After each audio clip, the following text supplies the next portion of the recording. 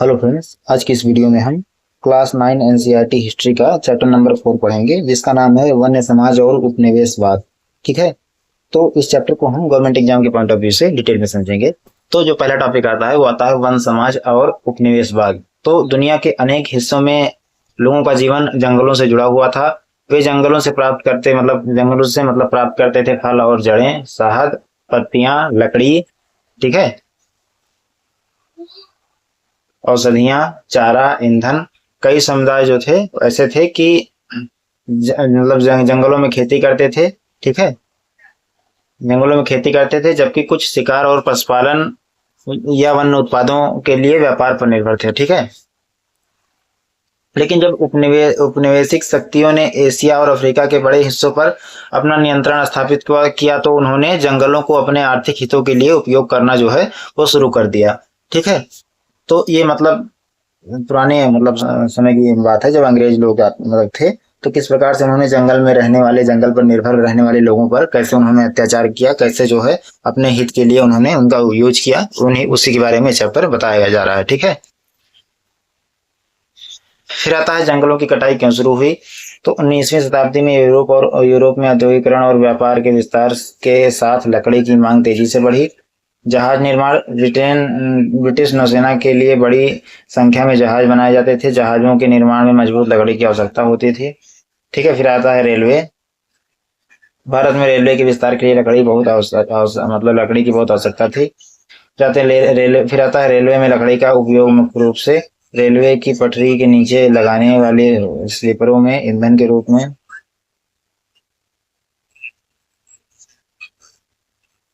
किया जाता था।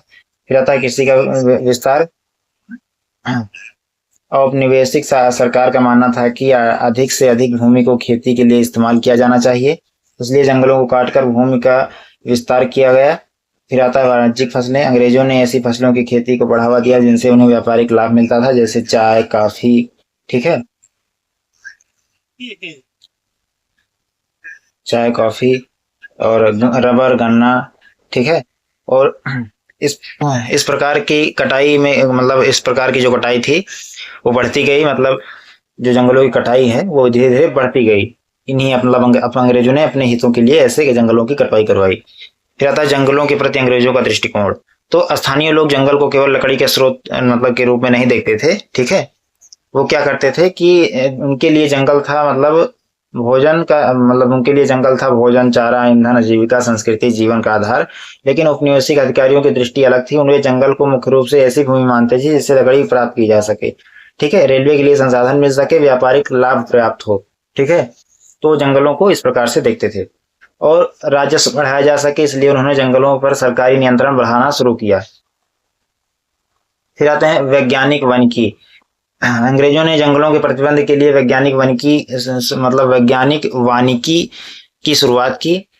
इस व्यवस्था में प्राकृतिक जंगलों को काटकर एक ही प्रकार के पेड़ बड़ी संख्या में लगाए जाते थे। पेड़ों को कहा जाता था व्यावसायिक रूप से उपयोगी पेड़। उदाहरण के लिए सागौन, साल। ठीक है, और सरकार का उद्देश्य था कि पेड़ों की ऐसी व्यवस्था की जाए कि जिससे भविष्य में नियमित रूप से लकड़ी प्राप्त होती रहे। इसमें जंगलों को सामान्य प्राकृतिक रूप में बढ़ने देने की बजाय योजनाबद्ध तरीके से पेड़ लगाए जाते थे। ठीक है, फिर आते हैं भारतीय वन अधिनियम। औपनिवेशिक सरकार ने जंगलों पर अपना नियंत्रण मजबूत करने के लिए कानून बनाए। 1865 का भारतीय वन अधिनियम। इस कानून के माध्यम से सरकार ने जंगलों पर अपना अधिकार बढ़ाना शुरू किया। फिर आता है 1878 का भारतीय वन अधिनियम। इस अधिनियम ने जंगलों को 3 श्रेणियों में बांटा: आरक्षित वन, संरक्षित वन, ठीक है, ग्राम्य वन। इनसे सबसे अधिक प्रतिबंध आरक्षित वनों पर लगाए। ठीक है, लोगों के पारंपरिक अधिकारों को सीमित कर दिया। उसके बाद आता है वनवासियों पर प्रभाव। इसका वनवासियों पर क्या प्रभाव पड़ा। तो वन कानूनों के कारण जंगलों में रहने वाले लोगों के जीवन में बहुत बड़ा बदलाव आया। पहले वे जंगलों से लकड़ी, फल, शहद, पत्तियां, जड़ी बूटियां, चारा ये सब जो है प्राप्त करते थे। लेकिन नए कानूनों के बाद उनके जंगल में प्रवेश और उत्पादों के लिए कई प्रतिबंध लगा दिए गए। इससे उनकी आजीविका प्रभावित हुई। ठीक है, फिर आता है झूम खेती। जंगलों में रहने वाले अनेक समुदाय झूम खेती या स्थानांतरित खेती करते थे। इनसे इससे जंगल के एक छोटे हिस्से की वनस्पति काटी जाती थी, ठीक है, और कुछ समय के लिए जलाया जाता था, और राख मिट्टी को उपजाऊ बनाने, मतलब राख मिट्टी जो उससे बनती थी वो, मतलब जो उससे राख निकलती थी वो मिट्टी को उपजाऊ बनाने में सहायता करती थी, ठीक है। प्राकृतिक रूप से खाद का मतलब वो काम करती थी। उस भूमि पर फसल उगाई जाती थी और कुछ वर्षों बाद किसान दूसरी जगह चले जाते थे, ठीक है। अंग्रेजों ने इस खेती को पसंद नहीं किया। उनका मानना था कि इससे जंगलों को नुकसान होता है और सरकार को नियमित राजस्व भी प्राप्त नहीं होता। इसलिए कई क्षेत्रों में झूम खेती पर प्रतिबंध लगाया गया। फिर आते हैं शिकार पर नियंत्रण। वन क्षेत्रों में रहने वाले लोग अपनी परंपराओं और आवश्यकताओं के अनुसार शिकार करते थे। औपनिवेशिक शासन ने शिकार के नियमों को बदल दिया। दिलचस्प बात यह है कि अंग्रेज अधिकारी और अभिजात वर्ग बड़े जानवरों का शिकार जो है खेल के रूप में करते थे, ठीक है। और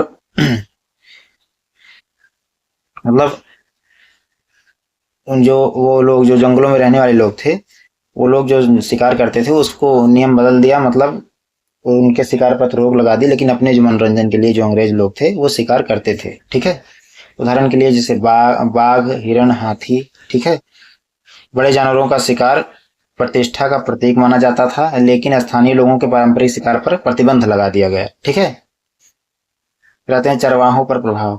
कई वन समुदाय और चरवाहे अपने पशुओं को जंगल में चराते थे। वन कानून के कारण कई चराई के क्षेत्र सीमित हुए। जंगलों के प्रवेश पर रोक लगी। चरवाहे को परमिट लेने पड़ते थे। उनके पारंपरिक रास्ते प्रभावित हुए। इससे पशुपालकों की आजीविका कठिन हो गई, ठीक है। फिर आते हैं वन उत्पादों पर निर्भर लोग। कई आदिवासी और वनवासी समुदाय जंगल से मिलने वाले छोटे वन उत्पादों पर निर्भर थे, जैसे महुआ, तेंदुपत्ते, शहद, बांस, लकड़ी, फल, ठीक है। फिर जड़ी बूटियां। औपनिवेशिक सरकार और व्यापारियों के नियंत्रण के कारण इन उत्पादों पर जो है मतलब औपनिवेशिक सरकार और व्यापारियों के नियंत्रण के कारण इन उत्पादों के व्यापार पर, मतलब व्यापार में भी बदलाव आया। स्थानीय लोगों को अक्सर अपने उत्पाद कम कीमत पर बेचने पड़ते थे, ठीक है। फिर आता है बस्तर का विद्रोह। भारत में वन कानूनों के विरुद्ध सबसे महत्वपूर्ण आंदोलन में से एक बस्तर का विद्रोह था। वर्तमान बस्तर छत्तीसगढ़ में स्थित है। यहाँ बड़ी संख्या में आदिवासी और वनवासी समुदाय रहते थे। इनके जीवन जंगलों से गहराई से जुड़ा था, मतलब इनका जीवन। कहते हैं बस्तर के लोगों की समस्याएं। औपनिवेशिक सरकार ने बस्तर के जंगलों पर नियंत्रण बढ़ाना शुरू किया। लोगों को समस्याएं हुई। जंगल में प्रवेश पर प्रतिबंध लगा। झूम खेती पर नियंत्रण हुआ। चराई पर प्रतिबंध लगा। वन उत्पादों के उपयोग पर रोक लगाई गई। बेगार और अन्य प्रकार के बदलाव किए गए, ठीक है। इन नीतियों से लोगों में असंतोष बढ़ा। फिर आते हैं बस्तर विद्रोह 1910। 1910 में बस्तर में बड़ा विद्रोह हुआ। इस विद्रोह में अनेक आदिवासी समुदायों ने भाग लिया। विद्रोह का उद्देश्य केवल अंग्रेजों का विरोध करना नहीं, बल्कि अपने जंगल, भूमि, आजीविका, पारंपरिक अधिकार की रक्षा करना भी था, ठीक है। ब्रिटिश सरकार ने इस विद्रोह को दबाने के लिए कठोर कार्रवाई की, ठीक है। फिर आता है जावा में वन परिवर्तन। औपनिवेशिक वन नीतियों का प्रभाव केवल भारत तक नहीं था। जावा जो वर्तमान इंडोनेशिया का हिस्सा है, उसमें भी डच औपनिवेशिक सरकार ने जंगलों पर नियंत्रण स्थापित किया। जावा के जंगलों में बड़ी संख्या में सागौन के पेड़ थे। सागौन की लकड़ियां व्यापार और जहाज निर्माण के लिए बहुत उपयोगी थी, इसलिए डच सरकारों ने जंगल पर नियंत्रण बढ़ाया, ठीक है। डच और जावा के वन। तो डचों ने जावा के जंगलों से लकड़ी प्राप्त करने के लिए वन प्रतिबंध नई व्यवस्था लागू की, ठीक है।